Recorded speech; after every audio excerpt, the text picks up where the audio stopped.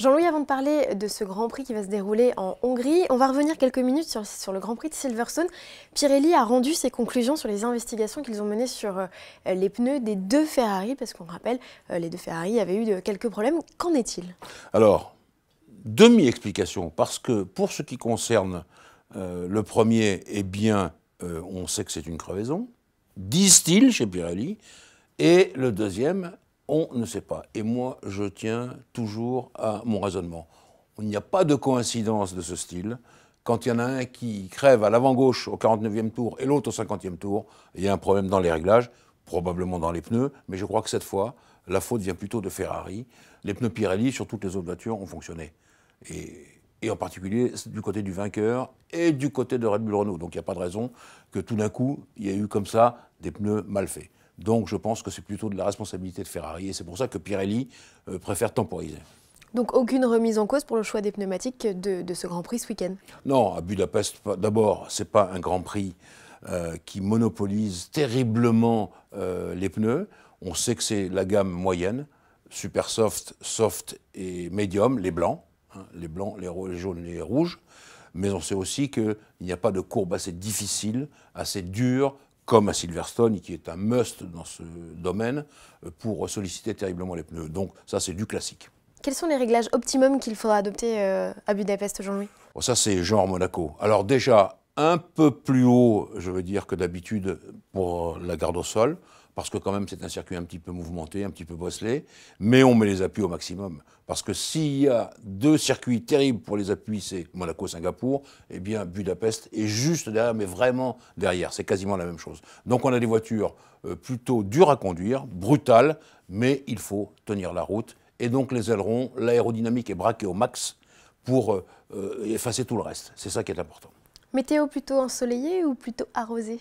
Non, normalement c'est ensoleillé. Je l'ai regardé la météo, c'est plutôt bon. Il fait naturellement un peu chaud. On est au cœur de l'été, d'un climat continental, et donc c'est plutôt dur, mais il n'y a pas de pluie à l'horizon. Et l'ambiance au beau fixe dans le public? L'ambiance à beau fixe, vous savez, tout le monde est braqué sur le match Vettel-Hamilton, avec quand même des statistiques qui parlent. Hamilton déjà 5 fois vainqueur du Grand Prix de Hongrie, et Vettel seulement une fois. Donc, un point les sépare au classement mondial. Est-ce que ça va se décider avant les vacances? Est-ce que Lewis Hamilton va vouloir partir tranquille? Est-ce que Vettel va refaire son avance? Et il peut le faire, parce que sur un circuit comme Budapest, les Ferrari peuvent bien fonctionner. Voilà, tout le suspense, l'intensité dramatique est là. Renault l'a annoncé, Robert Kubica va remonter dans le baquet d'une Formule 1. Jean-Louis, quelle est la probabilité que le Polonais revienne dans la discipline reine et qu'est-ce qui pourrait jouer en sa faveur? Alors, s'il n'a pas perdu de ses qualités,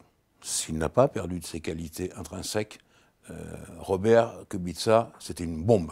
C'est un type qui marchait vraiment très très fort, vraiment. Il l'a montré partout où il est passé. Après ce terrible accident, qui remonte maintenant à des années, il faut voir quand même que son tempérament s'est peut-être émoussé. Il faut voir peut-être que ses gestes ne sont plus tout à fait les mêmes. En tout cas, les essais qu'il a fait pour Renault, qui sont des essais à bord de la Lotus Renault, ont montré qu'il savait toujours conduire. Ça, je n'en doute pas un seul instant.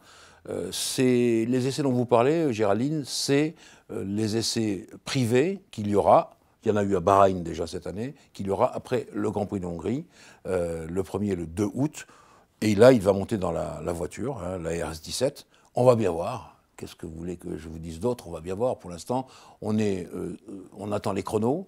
On attend de voir s'il peut peut-être faire un jour un vendredi matin. Ça, c'était la grosse histoire. À Bakou, j'avais interviewé pour Autoplus Cyril Abitboul qui me disait « Mais non, on dit qu'il va faire les premiers essais du vendredi matin à Monza, au Grand Prix d'Italie. C'est hors de question. » On va voir, peut-être qu'il aura changé d'avis. En tout cas, ces essais privés du 1er et du 2 août à Budapest vont marquer pour Robert une étape formidable. Peut-être qu'il va, à cette occasion-là, pouvoir revenir en Formule 1.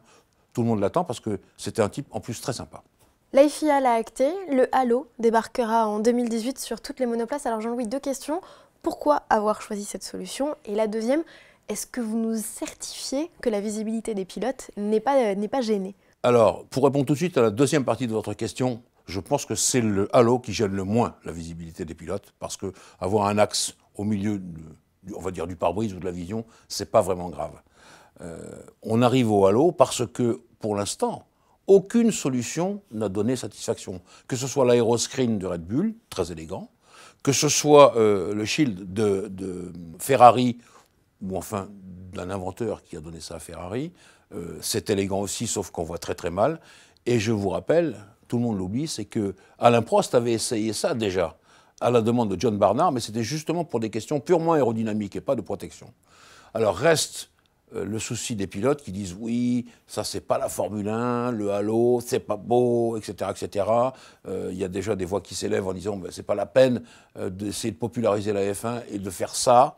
Niki Lauda, par exemple, le dit. Mais d'un autre côté, le jour où on aura à nouveau un accident comme celui de Jules Bianchi, on pourra penser à ça. Donc il faut faire très attention à ce qu'on dit dans ce domaine. Peut-être que d'ici 2018, une nouvelle solution arrivera qui réunira tous les avantages et qui sera plus élégante que le halo. Mais pour l'instant, on a ça. Et vous savez que la FIA peut passer par tout ce que les constructeurs de Formule 1 désirent, sauf la sécurité, où elle peut imposer quelque chose du jour au lendemain. C'est ce qui a été fait par Jean Todt et les patrons de la FIA, qui ont dit, ben voilà, pour des raisons de sécurité, et on sait très bien que Jean Todt tient par-dessus tout à la sécurité, notamment depuis l'accident mortel de Jules Bianchi, eh bien, il l'a imposé.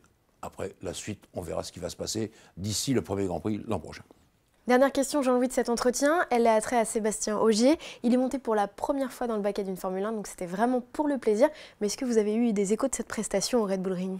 Non, je n'ai pas eu vraiment d'écho, mais je fais 100% confiance à Sébastien Ogier, parce que je connais son goût des trajectoires, je connais tous ses résultats dans les différents circuits, et il en a fait un bon nombre, croyez-moi, il adore ça. Donc déjà, je peux penser que ses performances ont été tout à fait sensationnelles. Ce que je veux dire maintenant, c'est ne pas penser à un jour arriver en Formule 1 avec ça. Malgré toute l'estime que j'ai pour Seb, et Dieu sait que j'en ai, c'est pas la même chose. Ce que j'avais dit d'ailleurs à Sébastien Loeb et aux gens qui ont sous main poussé Sébastien Loeb pour faire un Grand Prix, qui avaient dit « Non, je vais faire un Grand Prix pour m'amuser ». Je lui avais dit à l'époque « Non, tu ne vas pas t'amuser. Dès le 5e tour, la meute va revenir sur toi, tu partiras dernier ou avant-dernier sur la grille de départ. Ce n'est pas le même genre de voiture, ce n'est pas le même genre de pilotage. Quand on est un rallyman, on court tout seul. On a la route pour soi, au pilote d'aligner les trajectoires, de se débrouiller dans la neige, la glace, tout ce que vous voulez, le verglas, la chaleur. Quand on est en Formule 1 ou dans toutes les disciplines de monoplace, c'est au coude à coude. Et c'est une autre course. Et d'ailleurs, Sébastien Loeb à l'époque l'avait admis. C'était un genre qu'il ne connaissait pas bien et qu'il n'aimait pas trop. Et il n'est pas venu en Formule 1. Et j'espère que Sébastien Ogier a pris plutôt du plaisir et un grand plaisir à conduire la Red Bull, mais qu'il ne viendra pas en Formule 1.